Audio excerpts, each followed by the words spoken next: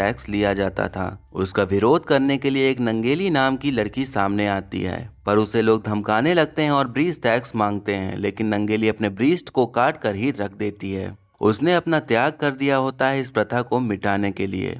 हमें इस कहानी से ये बताया जा रहा होता है कि जो आज हमें आज़ादी से जीने का हक मिला है, उसके लिए कई लोगों ने अपनी जानें गंवाई हैं, तभी आज़ादी से हम जी पा रहे हैं। इसके बाद हमें एक आदमी को दिखाया जाता है जो कि रात के अंधेरे में अपने ऑफिस से घर जा रहा होता है। तभी उसके सामने काफी धुआं सा हो जाता है और उस धुएं में से एक लड़की निकलती है जिसने जोकर की कॉस्ट्यूम पहनी होती है। वो हैमर लेकर उसे मारने के लिए दौड़ती है तो आदमी डर के मारे वहां से भागने लगता है, बट वहां से भी एक आदमी आ जाता है। अब दोनों मिलकर उसको मारने के लिए दौड़ते हैं।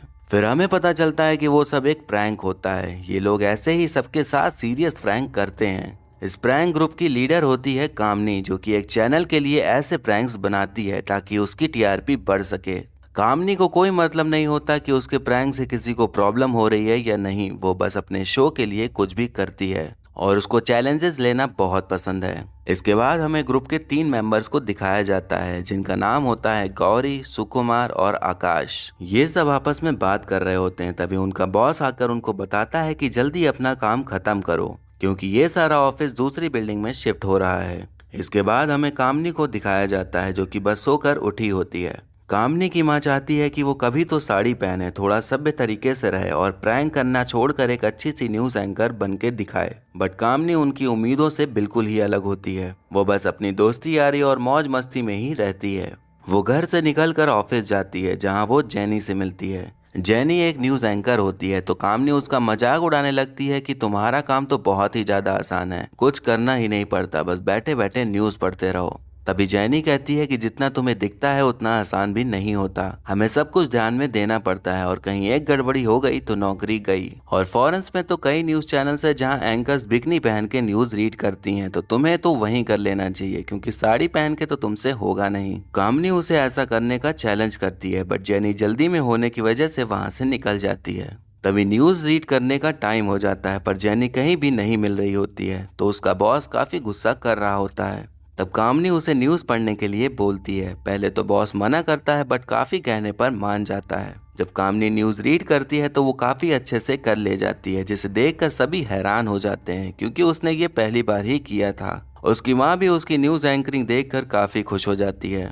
तभी जेनी पसीने में लिपटी वहाँ पर आती है। वो कामनी को न्यूज़ पढ़ता देख रिलैक्स होती है और बताती है कि किसी ने उसे बाथरूम में बंद कर दिया था, पर उसे पता नहीं होता कि ऐसा किसने किया। अब बिल्डिंग पूरी तरह से खाली हो जाती है और वो सब बिल्डिंग के बाहर खड़े होते हैं और इस बिल्डिंग में बिताई अपनी यादों को याद कर रहे होते हैं। तभी गौरी के दिमाग में एक आइडिया आता है कि इतने सालों से हमने यहाँ पर काम किया है तो क्यों ना आज रात यहीं पे पार्टी की जाए। अब कामनी का बर्थडे होता है तो सब लोग मान भी जाते हैं। फिर सारे लोग वहाँ पर दारू पार्टी कर रहे होते हैं। तभी कामनी को उसके माँ का कॉल आता है तो कामनी कहती है कि वो कल सुबह तक घर आ जाएगी। तब उसकी माँ उसके ऊपर काफ़ी गुस्सा करने लगती है क्योंकि उन्हें पता चल जाता है कि कामनी ने दारू पी रखी है। कामनी कहती है कि माँ, आपके लिए मैंने आज साड़ी पहनी और एंकरिंग भी की, जिसके लिए मुझे जेनी को बाथरूम में बंद करना पड़ा, लेकिन फिर भी आप खुश नहीं हैं। अब ये बात वहाँ पर सब लोग सुन लेते हैं कि कामनी ने ही जेनी को बाथरूम में बंद किया था। तब जेनी काफ़ी गुस्सा होती है और पूछती है कि तुमने ऐसा क्यों किया। तब कामनी कहती है कि तुमने मुझे चैलेंज किया था और मुझे चैलेंजेस बहुत पसंद हैं। तब जेनी कहती है कि चैलेंज तो मैंने तुम्हें बिना कपड़ों के एंकरिंग करने को कहा था, लेकिन तुमने वो नहीं किया। तब कामनी वहीं पर कपड़े उतारते हुए एंकरिंग करना शुरू हो जाती है। ये देखकर जेनी को और भी गुस्सा आ जाता है और वो कामनी से लड़ने लग जाती है। तब सभी लोग को एकदम अजीब सा फील होना शुरू हो जाता है। उन सबको अलग ही विजन्स आने शुरू हो जाते हैं। कामनी उन लोगों से अलग बाथरूम में चली जाती है, उसे भी अजीब से विजन्स आ रहे होते हैं। अब जब सुबह होती है तो कामनी सोकर उठती है, लेकिन वो खुद को देखकर ही शॉक हो जाती है क्योंकि वो बिना कपड़ों के उसी बिल्डिंग में लेटी होती है। उसे कुछ भी समझ नहीं आता कि हुआ क्या है, तो वो रात के इंसिडेंट को याद करने लग जाती है। तो उसे ऐसा लगता है कि जेनी ने बदला लेने के लिए उसके साथ ऐसा किया है। अब वो पूरे ऑफिस में अपने कपड़े ढूंढने लग जाती है पर उसे कहीं भी नहीं मिलते। उसको अपनी बॉडी को ढकने के लिए एक कागज का टुकड़ा तक नहीं मिलता। तभी उसे एक कांच का बड़ा सा टुकड़ा दिखता है जिसे वो अपनी बॉडी को ढक कर छत पर जाती है, इस उम्मीद में कि उसे शायद अपने कपड़े वहां पर मिल जाएंगे, पर वहां पर उसे कुछ भी नहीं मिलता।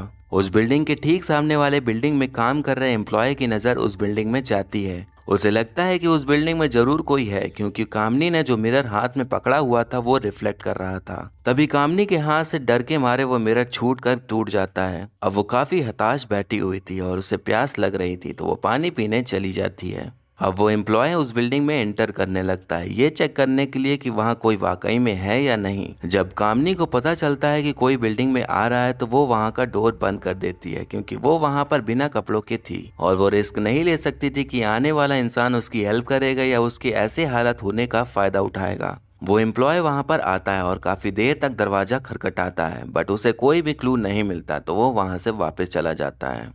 अब कामनी को अपने फोन की घंटी सुनाई देती है। वो उसको फॉलो करते हुए उसे ढूंढ लेती है, जिसमें कि उसकी माँ का कॉल आ रहा होता है, बट वो उसे उठाती नहीं और ना ही उसे वापस मिलाती है। वो अपने बॉयफ्रेंड दीपक को कॉल लगाती है, बट उसका बैलेंस लो था, इसीलिए कॉल नहीं लग पाती।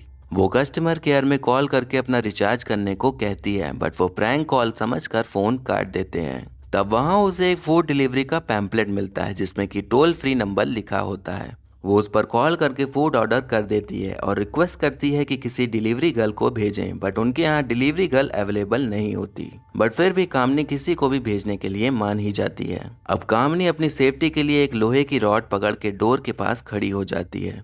जब डिलीवरी बॉय आता है तो वो डोर खोलती है, बट जैसे ही डोर खुलता है वो डिलीवरी बॉय वहीं पर अपने आप गिर जाता है और उसके सर से खून बह रहा होता है। कामनी जब उसे देखती है तो वो लड़का नहीं लड़की होती है। उसे समझ नहीं आता कि आखिर हुआ क्या है, बट वो उसकी चिंता किए बिना उसके कपड़े उतारने लगती है खुद पहनने के लिए। पर तभी उस लड़की को होश आ जाता है और वो कामनी के हाथ पकड़ लेती है, जिससे कि घबराहट में कामनी उसी रॉड से उसके सर पर मार देती है, जिससे कि वो बेहोश हो जाती है। अब उस बिल्डिंग में दो आवारा लड़के मस्ती करने के लिए घुस आते हैं, पर वो जब ऊपर आते हैं तो देखते हैं कि एक लड़की की लाश पड़ी हुई है। कामनी उन्हें देखकर छुप गई होती है। वो लड़के अब पुलिस को इन्फॉर्म कर देते हैं। पुलिस वहां आकर पूरे बिल्डिंग की छानबीन करना शुरू कर देती है और लड़की की बॉडी को हॉस्पिटल भिजवा देती है। कामनी किसी भी तरह से उनसे बचकर छुप रही होती है। रात होने पर वो बाहर निकलती है तो देखती है कि दो पुलिस वाले उसी बिल्डिंग में रुके हुए हैं। तभी पुलिस वालों को कोई कॉल आ जाता है और वो वहां से निकलने लगते हैं। बाहर जाकर एक पुलिस वाले को ऐसा लगता है कि उसने किसी को बिल्डिंग में देखा है, तो वो दोबारा वहां पर आकर छानबीन करने लग जाता है। कामनी उससे छुपते छुपाते उससे बच ही जाती है और वो लोग वहां से चले जाते हैं। फिर अगली सुबह उसको उसके फ्रेंड सुकुमार का कॉल आता है। वो उसे हेल्प के लिए बोलती है, पर उसके दोस्त खुद ही मुसीबत में फंसे होते हैं। उस रात वो लोग जब पार्टी के बाद घर जा रहे होते हैं तो दारू के नशे में उन्होंने पुलिस से ही पंगा ले लिया था, इसीलिए वो लोग अब जेल में थे, तो चाहकर भी वो कामनी की हेल्प नहीं कर सकते थे। उधर कामनी के वापस ना आने पर उसकी माँ काफी परेशान हो रही होती है। अब कामनी बाहर जाने का फैसला कर लेती है। वो डोर का नॉक कैसे भी खोल करके बाहर जाती है और डस्टबिन से कुछ पहनने के लिए ढूंढने लग जाती है, लेकिन तभी वहाँ के सारे कुत्ते उसे दौड़ा लेते हैं, तो वो डर के मारे वापस बिल्डिंग के बाथरूम में आकर छुप जाती है। अब कामनी की माँ पुलिस स्टेशन पहुंच जाती है उसकी मिसिंग की रिपोर्ट लिखाने के लिए, और वहीं हम देखते हैं कि उसके दोस्त पुलिस से पिट रहे होते हैं, क्योंकि उस रात उन्होंने पुलिस की एक वीडियो भी बनाकर सोशल मीडिया पर डाल दी थी। कामनी को बाथरूम में टॉयलेट पेपर दिखता है, तो वो उसे अपने बॉडी पर लपेट लेती है और लोहे की रॉड लेकर बाहर निकल पड़ती है। उसे देखकर सारे कुत्ते फौरन भाग जाते हैं। वो बाहर जाना चाहती है पर बारिश की वजह से नहीं जा सकती, क्योंकि उससे टॉयलेट पेपर तुरंत खत्म हो जाता। इसीलिए वो वहां लगी पुलिस की स्ट्रिप्स अपने ऊपर लपेटकर बाहर जाती है। वो देखती है कि वहां से एक इंसान गुजर रहा होता है, तो वो उससे हेल्प मांगती है। वो इंसान उसे कपड़े दे देता है। तब कामनी देखती है कि ये वही लड़की होती है जो फूड डिलीवरी करने आई हुई थी। अब उन दोनों में काफी भयानक लड़ाई शुरू हो जाती है।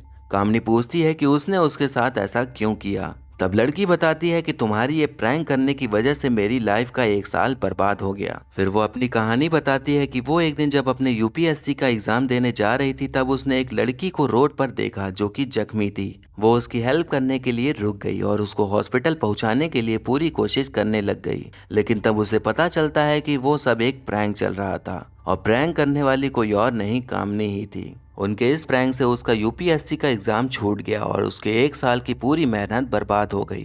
तब कामनी कहती है कि बस एग्जाम छूट जाने से तुमने इतना सब कर डाला। तब लड़की कहती है कि तुम्हारे लिए होगा ये छोटा सा एग्जाम। इस एग्जाम को पास करने के लिए बच्चे अपनी जी जान लगा देते हैं। कुछ लोग तो अपनी जान ही दे डालते हैं अगर वो क्लियर नहीं हो पाते तो। वो ये भी बताती है कि एक दिन उसकी माँ रोड पर बेहोश हो गई थी और एक लड़का जब उसकी मदद करने आया तो उसने सोचा कि प्रैंक चल रहा है, तो वो उसकी मदद करने के बजाय फोटोज खींचने लगा। सिर्फ तुम्हारी इन सब हरकतों से लोग अब रियल और प्रैंक में फर्क भी नहीं जान पाते। प्रैंक वो नहीं होता जिससे कि लोगों की लाइफ में प्रॉब्लम होने लग जाए। तुम जैसे लोग सिर्फ अपने लाइक और फॉलोअर्स बढ़ाने के लिए कुछ भी करने के लिए तैयार हो गए हो। तुम लोग ये भी नहीं देखते कि जो कर रहे हो उसकी वजह से किसी और को भी नुकसान हो सकता है। वो कहती है कि जो फ्रीडम तुम्हें मिली है उसका मिसयूज करना बंद करो। मेरा एग्जाम क्लियर नहीं हो पाया, इसीलिए मैं फूड डिलीवरी गर्ल बन गई। फिर एक दिन मैंने तुम्हें देखा तो मैंने सोच लिया कि तुम्हें ये रियलाइज जरूर कराऊंगी कि जब खुद के साथ ऐसा होता है तो कैसा फील होता है। वो ये भी कहती है कि एक टाइम में लड़कियों ने अपने बदन को ढकने के लिए लड़ाई लड़ी थी और आज लड़कियां अपने बदन को दिखाने के लिए लड़ाई लड़ रही हैं। ये सेंटेंस उसने इसलिए कहा था क्योंकि उसने बिल्डिंग में कामनी को ये कहते हुए सुन लिया था कि उसे चैलेंजेस बहुत पसंद हैं। वो चाहे तो बिना कपड़ों के पूरी रात इस बिल्डिंग में रह सकती है, इसीलिए उसने उसके साथ ऐसा किया था। और यही हमें पता चलता है कि डिलीवरी गर्ल का नाम नंगेली होता है। वो कामनी से सॉरी भी बोलती है क्योंकि वो उसके साथ कुछ बुरा नहीं करना चाहती थी। अब कामनी को अपनी गलती का एहसास हो गया होता है तो वो कुछ भी नहीं कहती और उसे गले लगा लेती है। अब हम कुछ टाइम बाद का सीन देखते हैं जहां अब कामनी प्रैंक शो के बजाय स्टिंग ऑपरेशन करना शुरू कर दिया है और वहीं नंगेली अपनी यूपीएससी की पढ़ाई में बिजी हो जाती है और यहीं पर मूवी खत्म हो जाती है। तो दोस्तों, आपने देखा कि आज की लाइफ में हर इंसान हंसी मजाक में अपना लेवल गिराता जा रहा है। वो कुछ चंद लाइक्स और फॉलोअर्स के चक्कर में हर गिरी से गिरी हरकतें करने लग गया है। अगर इस मूवी के नाम की बात करें तो इसका हिंदी मतलब होता है कपड़ा, मीन्स क्लोथ्स, जो कि हमें बदन ढकने के काम आते हैं। लेकिन आज के टाइम में वो अब फैशन बन चुके हैं और लोग अब कपड़े पहनने के बजाय उतारना ज्यादा पसंद करते हैं। आप उस बात से भी एग्री